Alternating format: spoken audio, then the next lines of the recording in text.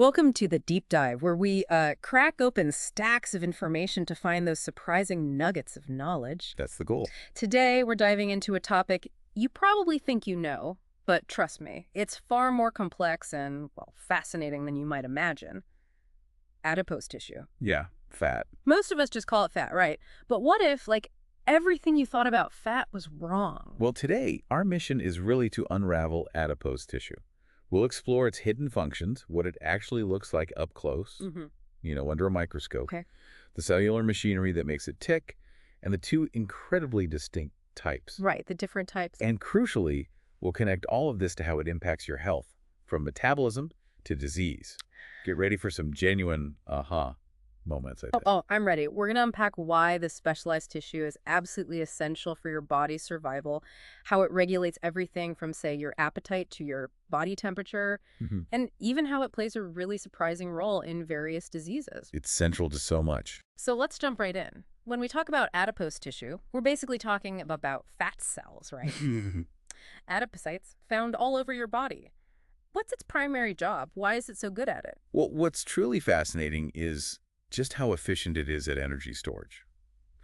Think of it like your body's super efficient fuel tank. Oh, While your body has, limited capacity for carbs and protein, any excess energy you take in is expertly converted and packed away as triglycerides inside these fat cells. triglycerides. Okay. And these triglycerides are incredibly energy dense, about twice as potent as carbohydrates or proteins. It's, why animals like camels store fat in their humps. Right, for energy. It's an essential, really compact source of both energy and even metabolic water, which is interesting. Wow, that immediately changes how I think about it. So it's not just passive storage then. I was really surprised to learn it's also considered a major endocrine organ, like a secret gland doing things. It's anything but passive. Absolutely. Adipocytes are incredibly active, constantly churning out and secreting these biologically active substances we call adipokines. Adipokines. Yeah. Yeah. And these aren't just random chemicals. They include critical hormones, growth factors, and cytokines. This constant communication makes adipose tissue a central player in your body's metabolic and cardiovascular health, especially when we consider conditions like obesity. And, when we talk about adipose tissue, I always thought fat was just fat. Yeah. But there are actually two very distinct types, aren't there? That's a really common misconception. You have white adipose tissue and brown adipose tissue, named simply enough for their appearance in the living body. White and brown. Okay. White adipose tissue is the kind we typically think of. It's the predominant type in adult humans. Brown adipose tissue, on the other hand, is really abundant in newborns. Helps them stay warm. Ah, right. For babies. Exactly. And while it diminishes after childhood, it does persist in varied amounts, especially around vital internal organs and large blood vessels. Let's maybe dig into white adipose tissue first, because for most adults, it can make up, at least 10% of your body weight? Yeah, easily. Beyond simply holding on to energy, what are its key functions? Its roles are surprisingly diverse. Yes, energy storage is primary, obviously, but it's also a fantastic insulator. Like insulation? Yeah, acting like a built-in down jacket under your skin. Right. We call that layer the panniculus adiposus. Panniculus adiposus. Got it. And this layer provides significant thermal insulation against the cold. Its thermal conductivity is actually about half that of muscle, so it's a pretty powerful barrier. Wow. You'll find concentrations in areas like the abdomen, buttocks, thighs, and these differences contribute to our unique body contours, between sexes too. Okay. It also acts as crucial cushioning. Think about your palms, soles, heart, eyeballs. It protects those vital organs. And it maintains this structural support even if you're losing weight. When we look at these white fat cells under a powerful microscope, what do they actually look like? Is there like a signature feature? There really is. Microscopically, an isolated white fat cell is quite large and spherical, sometimes over 100 micrometers across. That's big for a cell. It is. Right. But when they're packed together in tissue, they appear more polygonal, kind of squished together. Right. Their most striking feature, though, and what gives them that classic signet ring appearance in standard lab preps. Signet ring, like a ring you wear. Exactly like that. It's because there's a single gigantic lipid droplet inside. It's so big, it pushes the cell's nucleus and all the other cytoplasm right to the very edge, flattening them against the cell membrane. Ah, okay, I can picture that. And because the lipid itself often gets dissolved during the tissue preparation process, what you actually see under the scope is this delicate, empty-looking meshwork. almost like a honeycomb of clear spaces, Oh, with just thin strands of cytoplasm and connective tissue outlining where the cells were. that's a really vivid image. And on a molecular level, how do these unique cells actually form? It's not just random accumulation, is it? Oh, not at all. White adipocytes develop from mesenchymal stem cells. There's a crucial master switch in this process. It's a complex of transcription factors known as PPARγ. PPARγ sounds technical. It is, but think of it as like the genetic blueprint interpreter. It tells these immature cells, called lipoblasts, to fully mature into fat cells, Okay. specifically guiding them to become expert lipid storage units. These early lipoblasts, they sort of resemble other connective tissue cells at first, Right. but they begin to accumulate small lipid droplets, and these eventually merge or coalesce into that single massive droplet we see in the mature cells. Okay, that makes sense. Now, let's circle back to this idea of adipose tissue as an endocrine organ. You mentioned adipokines earlier. Can you give us a more specific example, maybe one we've heard about? Absolutely. A prime example is leptin. It's a peptide hormone discovered back in 1994. Leptin, yeah, I know that one. Right. So leptin is primarily secreted by these fat cells, and it's a key player in regulating your energy balance. It acts directly on your central nervous system, The brain. particularly a part of your brain called the hypothalamus. It essentially tells your brain when your body's energy stores are sufficient. So signals you're full. Basically, yes. Yeah. It signals satiety, helping to inhibit food intake and stimulate your metabolic rate. So it's a crucial circulating factor in how full you feel. Interesting. And adipose tissue also secretes others, like adiponectin, resistin, and angiotensinogen. Angiotensinogen. Yeah, and increased production of that one by fat tissue, for example, can actually contribute to high blood pressure, which is a frequent complication of obesity. Wow. So these hormones are in constant conversation, linking your fat tissue to your brain, even your gut, creating this really complex biological feedback loop. Precisely. Your body's fat amount is meticulously regulated by what we sometimes call the brain-gut adipose axis. Brain-gut adipose axis. Okay. It's an intricate network of hormonal and neural signals. We see this in like short-term hunger and fullness signals. You've got ghrelin. Hunger hormone. The meal initiator, yeah, from your stomach stimulates appetite. Right. Then there's peptide YY from your small intestine, which acts as an appetite suppressant, makes you feel full. Right. And then there's the long-term regulation involving leptin, like we said, and insulin. Both act on brain centers to maintain overall energy balance. And for example, if you're exposed to severe cold, or maybe you go without food for a while, signals from your sympathetic nerves release norepinephrine. Okay. And that chemical quickly initiates the breakdown of those stored triglycerides for immediate energy. Yeah. That process is called mobilization. Okay, mobilization. Got it. Let's switch gears now. Moving on to brown adipose tissue. I understand its primary role is quite different from white fat. It's not really about storage at all, is it? No, it's starkly different. Brown adipose tissue is essentially your body's natural heat generator. It's a key thermogenic tissue. Thermogenic heat producing. Exactly. Yeah. It's incredibly abundant in newborns, making up about 5% of their total body mass. Wow, 5%. Yeah, and it's critical for them to produce heat and avoid hypothermia, especially given their, higher surface to mass ratio compared to adults. Makes sense. And while it does decrease significantly after childhood, adults still retain varying amounts. It's mainly clustered around internal organs, in the neck, and sort of the upper back area. So what does brown adipose tissue look like under the microscope then? I imagine it's quite distinct from that signet ring white fat we talked about. Oh, very distinct, both visually and functionally. Unlike the single giant lipid droplet in white fat, brown adipocytes are smaller. Smaller cells. Yes, and they're packed with many small lipid droplets. This gives them a multilocular or kind of bubbly appearance. Multilocular. Their nucleus is usually round and often sits right in the center of the cell, not pushed off to the side. Right, not flattened. Exactly.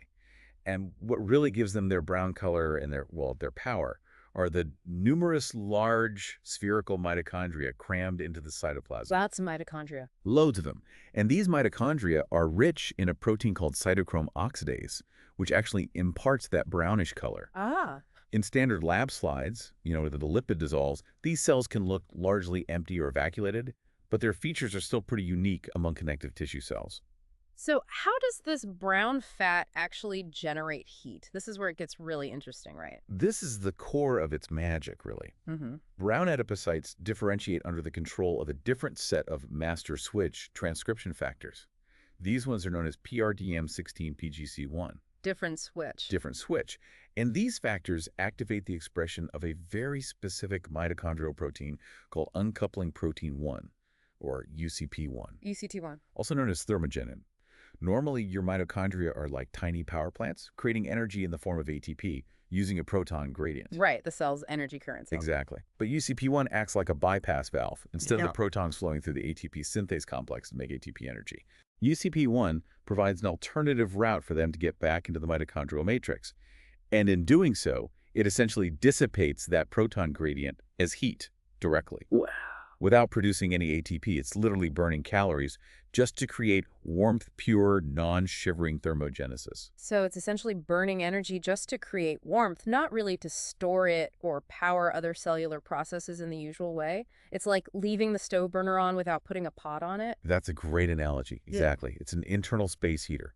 And this metabolic activity is largely regulated by norepinephrine. The same chemical as before. The very same, released from sympathetic nerves. Mm. And its activity is directly influenced by the ambient outdoor temperature. So cold weather makes it more active. Yes, cold weather has been shown to increase the amount of active brown adipose tissue in humans, especially in leaner individuals.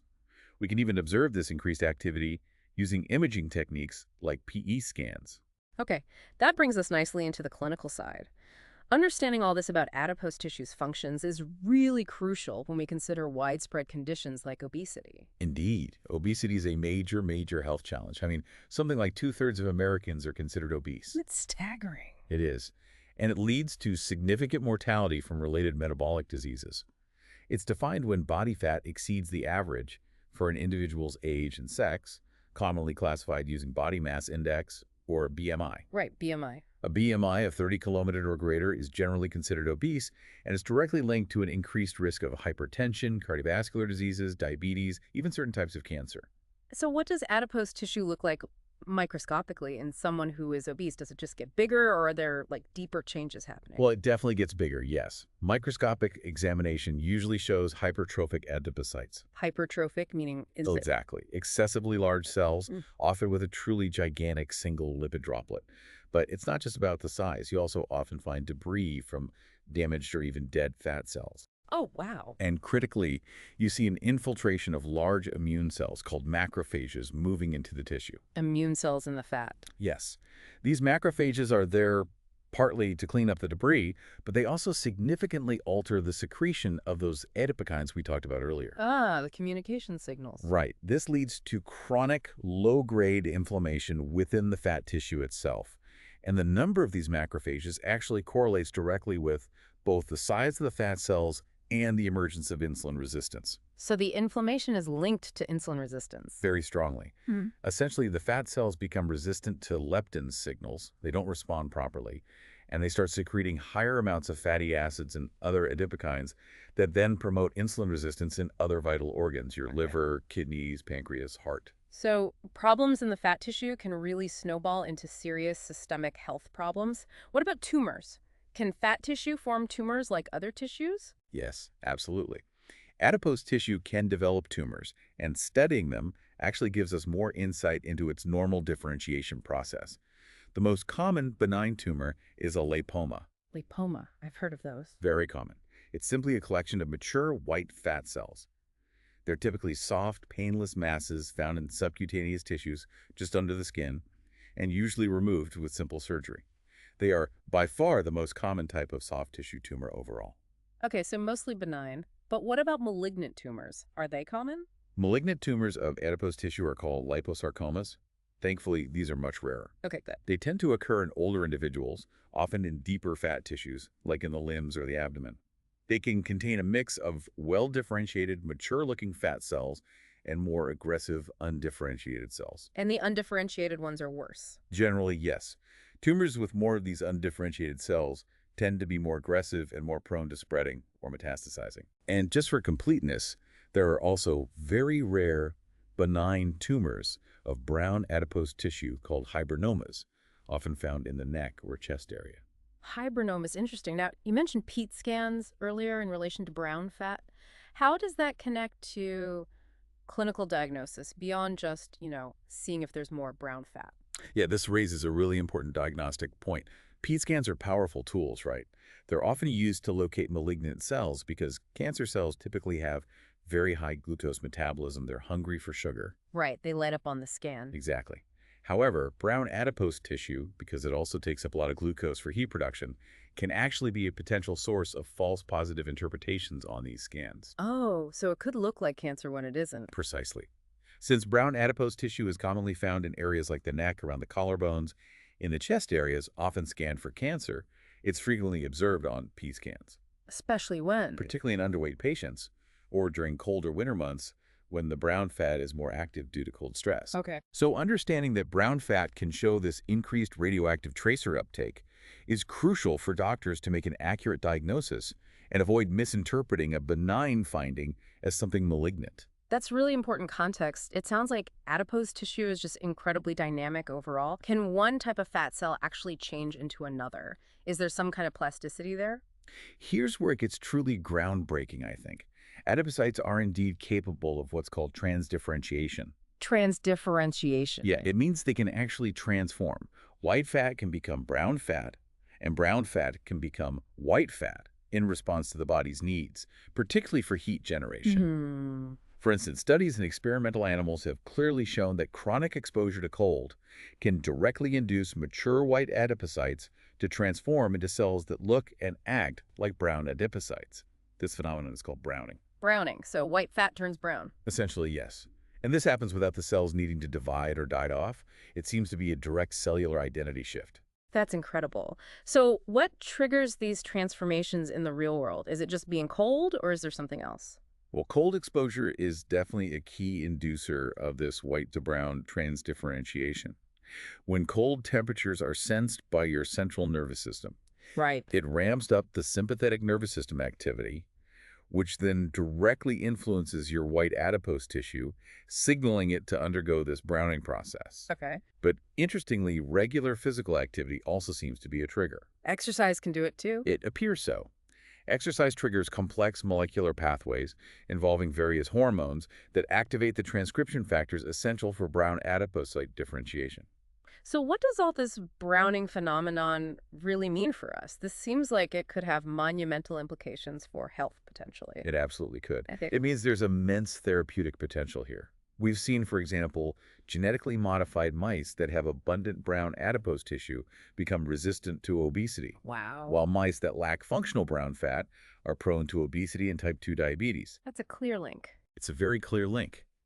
And this discovery strongly suggests that if we can effectively harness this browning phenomenon through physiological mechanisms, maybe through specific lifestyle changes, diet, perhaps even new pharmaceutical interventions. New drugs. Potentially, it could open up entirely new avenues for future therapeutic strategies. We might be able to better control obesity, diabetes, and other related metabolic diseases. It could fundamentally change how we approach these really widespread conditions. What an incredible deep dive. We've really unpacked the remarkable complexity of adipose tissue. It's gone from just fat to, well, this vital energy reservoir, powerful endocrine organ, to its two distinct forms, white and brown, each with these unique microscopic features, molecular drivers, and absolutely crucial roles in your overall health. It's so much more than storage. Exactly. We've seen how adipocytes are far from passive. They're active communicators, constantly influencing your appetite, your metabolism, even your body temperature. And we've connected this intricate biology to very real-world implications, from understanding the cellular roots of obesity and inflammation, Right. to identifying and treating adipose tissue tumors, and even just how knowing about brown fat is vital for accurately interpreting medical imaging, like PE scans, avoiding potential misdiagnoses. Yeah, that PT scan point is huge. This whole deep dive truly underscores just how intricate and interconnected our biological systems really are. Adipose tissue, often overlooked, maybe unfairly maligned sometimes, Definitely. is actually a powerhouse of activity, constantly adapting to your body's needs. It really is, and it truly makes you wonder, doesn't it? If adipose tissue, which we often simplify down to just fat, has such dynamic and complex roles in energy balance and thermogenesis, what other tissues we think of as simple might be hiding equally vital and complex functions that we're only just beginning to truly understand? That's a fantastic thought to end on. We hope this deep dive has given you a fresh perspective on fat and maybe armed you with some new knowledge to explore further. Until next time.